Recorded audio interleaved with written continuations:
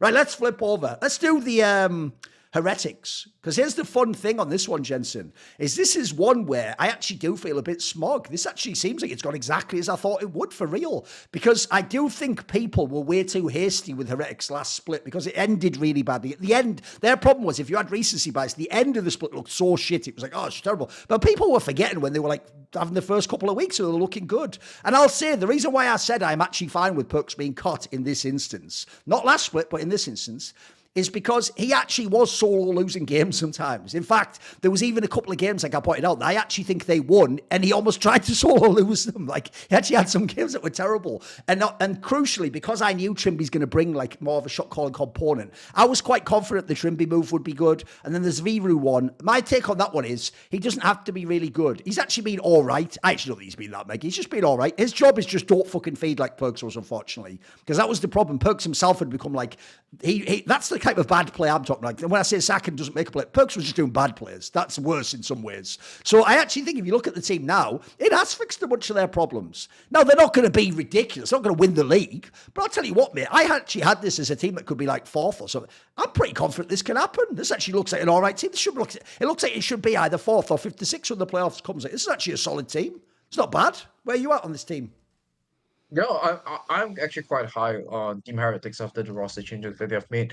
I think Trimby is somebody who just brings quite a lot of assets to the team that he's on, be it in terms of communication, in terms of game vision. I think that there's somebody who demonstrates a solid amount of game IQ, and he has the mechanics to back that up as well, Yes. right? It's very rare that you get a player with both. So Yes. like I said, I thought it was completely criminal that this is a guy who was not able to find a team after during the off season this year. And then now that he's on Team Heretics, I would say that this is definitely the change that they needed. As for Perks, I'm not going to speculate too much or comment too much as to whether it would have been better or not. But the analogy I'm going to draw here is to look at Cristiano Ronaldo towards his final few days of Manchester United, right?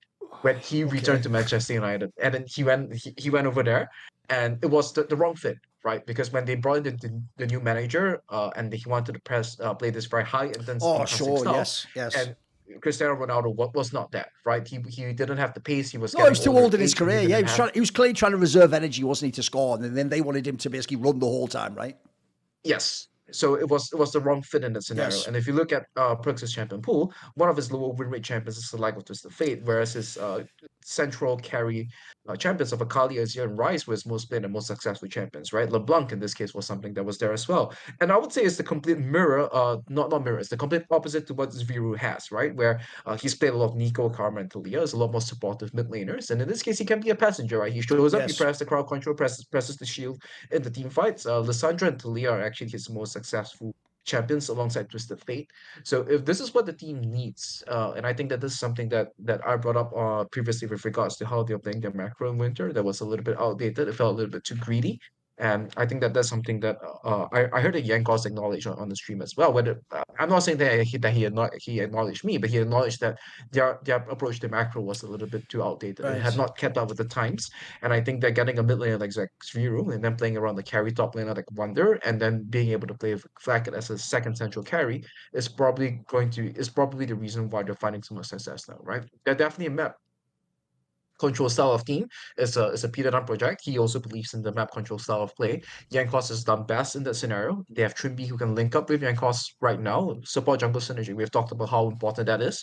So I would actually say that just by my metrics, I would say Team Heretics is now more likely to be a contender UG2 than Fnatic, right? Even though that I've already given the caveat that my system of assessment doesn't count for exactly for individual player strength, and that's where Zero might then get exposed by caps accordingly. Yeah, one thing I would say as well is the other thing I found weird was the two players who got the most flame in this team wasn't actually Kaiser, because obviously Kaiser had some good games. It was actually Perks, and then after that it was Yankos, because everyone was shocked that, like, the fuck, Yankos can have bad games, because like, that was kind of shocking, especially some of his games where he kind of just did nothing himself in some of those games. You were like, what? Bro, where's Yankos? Like, he was not, even on the bad fucking Heretics, he was the one who would, like, you know, fucking super try hard and find some angle to still win the game or go for some crazy play.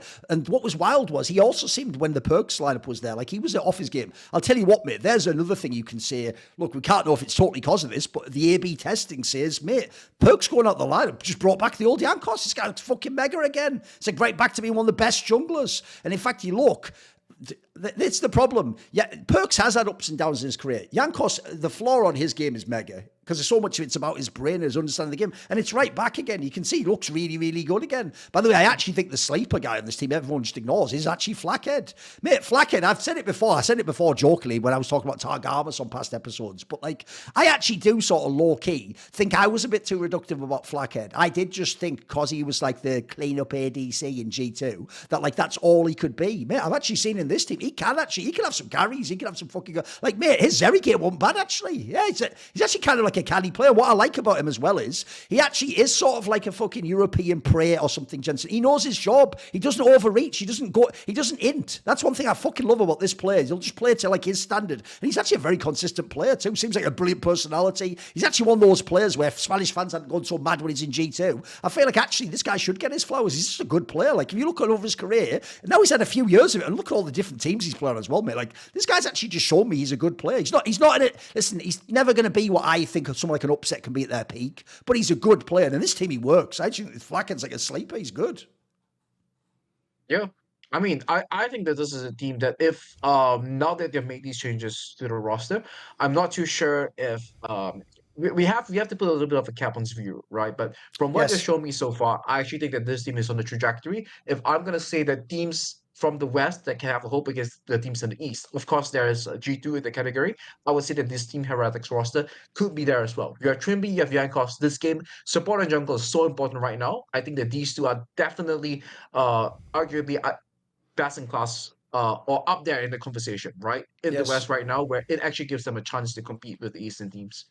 I also do think as well that was the underrated part when people were looking at the Perks Viru swap is because Trimby gets put in the equation. If I'm a rookie mid laner to the LEC and my jungle support is Yankos and fucking Trimby, that's fucking awesome. Like I've got such an amazing fucking base to build from and way to get into this game. In fact, the premise there even goes, they're sort of going to even tell me how to play the game potentially. That's the dream. I think I agree that can also make them stronger than just the raw strength of people like, is he an amazing mid laner? That's not as relevant to me right now, especially considering they were a bit sketchy last split anyway. So you were never getting the upside of Perks anyway so far. So it's not like I don't think he can ever play again, but this wasn't the split for him. I don't even hate the change. See more cool, funny, interesting clips based on topics from my content? Well, subscribe to this channel then, or, be a pleb and don't.